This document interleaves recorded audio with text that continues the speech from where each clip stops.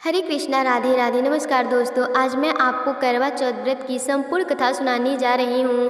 तो प्रेम से बोलिए करवा चौथ माता की जय, गणेश भगवान जी की जय। बहुत समय पहले की बात है। किसी साहूकार के 7 बेटे थे और उनकी एक बहन करवा थी। सभी सातों भाई अपनी बहन से बहुत प्यार करते थे, यहाँ तक कि पहले उसे खाना खिलाते, फिर स्वयं खाना खाते थे। एक दिन जब करवा चौथ का व्रत आया तो करवा अपने ससुराल से मायके आई हुई थी। शाम को जब भाई खाना खाने बैठे तो अपनी बहन से भी खाना खाने का आग्रह करने लगे, लेकिन बहन ने बताया कि आज उसका करवा चौथ का निर्जला व्रत है और वह चंद्रमा को अर्घ्य देकर ही खाना खाएगी।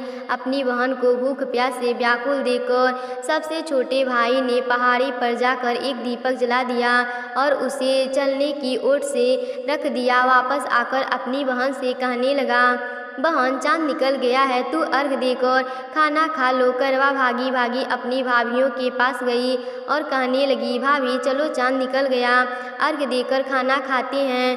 भाभियाँ सारी बात जानती थीं। वह बोली, बाई सा अभी आपका चांद निकला है, आप अर्घ देकर खाना खा लो, हमारा चांद निकलने में अभी समय है। करवा बोली, भाभी भाभियों की यह बात नहीं समझ में पाई, चांद को अर्घ देकर खाना खाने बैठ गई। जैसे ही पहला निवाला तोड़ा उसे छींक आ गई, दूसरा निवाला तोड़ा तो उसमें बाल निकल आया और तीसरा निवाला तोड़ते ही उसके ससुराल से खबर आ गई कि जैसे भी हालत में है। तुरंत अपने ससुराल पहुँचे सेठानी करवा को विदा करने के लिए जैसे ही कपड़े निकालने लगी तो कभी उसके हाथ में काला कपड़ा आए तो कभी सफ़ेद। यह देखकर सेठानी बहुत चकित हो गई।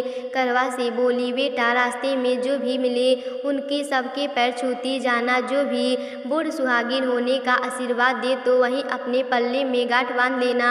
माँ की यह बात सुनकर करवा अपने ससुराल के लिए निकल गई। रास्ते में जो भी मिला करवा उन सबके पैर छूती गई। सभी उसे खुश रहो सुखी रहो यह आशीर्वाद देते रहे, लेकिन किसी ने भी उसे बूढ़ सुहागन होने का आशीर्वाद नहीं दिया। अब करवा जैसे ही अपने ससुराल पहुँची तो घर के आंगन में छोटी ननद खेल रही थी। करवा ने जैसे ही ननद के पैर छुए तो वह बोली, खुश रहो सुखी रहो, पूरा सुहागन दूधो नहाओ पूतो फलो। छोटी ननद के ऐसा आशीर्वाद देते ही करवा ने अपने पल्ले पर गांठ बांध ली। जैसे ही वह अंदर गई तो देखती है आंगन में उसके पति का शव रखा था और वह उसे ले जाने की तैयारी की जा रही थी। रोने लगी, विलाप करने लगी और कहने लगी, मैं इन्हें कहीं नहीं ले जाने दूंगी, कहीं मत लेकर जाओ। जब कोई भी उसका बात नहीं माना तो वह बोली, मैं भी इनके साथ चलूंगी। सभी ने विचार किया कि साथ में ले चलते हैं इसको। सभी के साथ करवा शमशान घाट पहुंच गई। जब पति के अंतिम संस्कार का समय हुआ तो वह बोली, मैं इन्हें नहीं जलने दूंगी। सब कहने लगे, पहले तो अपने पति को खा गई, अब उसकी मिट्टी भी खराब कर रही है। लेकिन करवा ने किसी की एक भी न सुनी। सभी लोगों ने आपस में विचार विमर्श किया और उसको शमशान में ही एक झोपड़ी डलवा दी। उस झोपड़ी में करवा अपने पति को लेकर रहने लगी। अब करवा सुबह शाम अपने पति की साफ सफाई करती और उसके पास बैठी रहती। सुबह शाम छोटी ननद आकर उसे खाना पानी दे जाया करती थी। अब वह हर महीने की चौथ का व्रत करने लगी। व्रत करती, चंद्रमा को अर्घ्य देती और जब पूजा करने बैठती तो चौथ माता प्रकट होती, कहती, करवो ले करवे ले, घड़ बुखारिन करवे ले, भाइयों की प्यारी करवो ले। तो करवा उनसे अपना सुहाग मांगने लगती। हर महीने की चौथ माता उससे कहती, तेरा सुहाग हमने नहीं, सबसे बड़ी चौथ माता ने लिया है, उसने अपना सुहाग मांगना। ऐसा करते करते आश्विन का चौथ आया तो करवा उनसे कहने लगी, माता मैं 12 महीने से यहाँ बैठी चौथ का व्रत कर रही हूँ, अब तो मुझे मेरा सुहाग वापस लौटा दे। तब आश्विन की चौथ माता करवा से कहने लगी, तेरा सुहाग हम नहीं लौटा सकते, तुझे बड़ी कार्तिक की चौथ माता नाराज हैं। यदि तू अपने पति के प्राण वापस चाहती है तो उनके पैर पकड़ लेना और उनके पैर छोड़ना मत। 16 श्रृंगार का सारा सामान तैयार रखना। ऐसा कहकर चौथ माता अंतर ध्यान हो गई। जब कार्तिक की बड़ी चौथ आई तो करवा ने अपनी छोटी ननद से 16 श्रृंगार का सुहाग का सारा सामान मंगवाया। जब ननद ने जाकर माँ को यह बात बताई तो सास बोली, पागल हो गई है, जो मांगती है दे आओ। छोटी ननद सुहाग का सारा सामान लेकर आई और दे दी।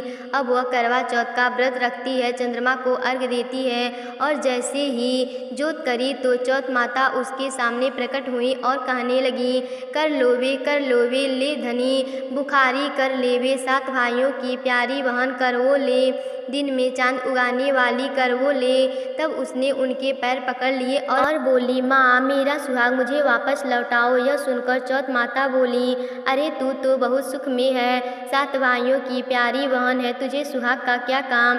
तो करवा कहने लगी, नहीं माता, मुझे बहुत बड़ा पाप हो गया है, मेरे सुहाग को मुझे वापस लौटा दो। माता मैं आपके पैर तब तक नहीं छोड़ूंगी जब तक आप मेरा सुहाग मुझे वापस नहीं लौटा देती। यह सुनकर चौथ माता ने करवा से एकाएक कर सुहागन का सारा सामान मांगा और करवा उन्हें सारा सुहाग का सामान एक एक करके देती गई। तब चौथ माता उससे कहने लगी, तुझे जरूर व्रत करने की सारी विधि सब बात कोई समझा गया है। तो करवा कहने लगी, माता मुझे तो हालात ने सब कुछ समझा दिया है, आप बस मेरा सुहाग मुझे वापस लौटा दे। तब चौथ माता ने आंखों से काजल निकाला, उंगलियों से मेहंदी और मांग से सिंदूर निकालकर उसके करवे में घोल दिया और उस जल से उसके पति को छिड़का लगा दिया। छींटा लगते ही उसका पति जीवित हो गया। जाते जाते चौथ माता उसकी झोपड़ी पर लात मारकर चली गई, उससे उसकी झोपड़ी महल में बदल गई। करवा के सब सुख आनंद हो गए। शाम को जब छोटी ननद भाभी के लिए खाना लेकर आई तो देखती है कि भाभी की झोपड़ी तो कहीं नहीं है, उसकी जगह एक बड़ा सा महल खड़ा है। उधर करवा खिड़की में बैठी छोटी ननद की आने की प्रतीक्षा कर रही थी। छोटी ननद को आता देख करवा दौड़ी दौड़ी उसके पास गई और कहने लगी, देखो बाईसा, आपका भाई जीवित हो गया, घर जाओ और माता जी से कहो कि गाजे बाजे के साथ हमें लेने आए। छोटी ननद दौड़ी दौड़ी माँ के पास गई और कहने लगी, माँ भाई जीवित हो गया।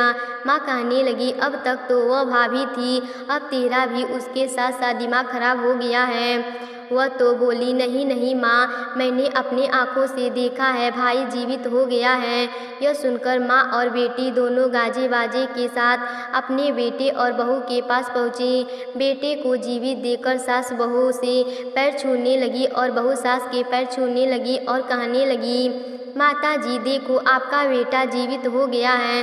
सास बोली, बहू मेरा बेटा नहीं, तेरा पति जीवित हो गया है, मैंने तो साल भर पहले ही इसको अंतिम संस्कार कर दिया था, यह तो तेरे भाग्य से वापस आया है।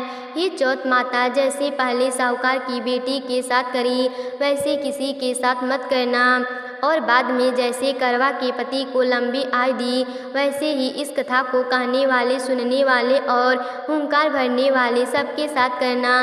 तो प्रेम से बोलिए करवा चौथ माता की जय।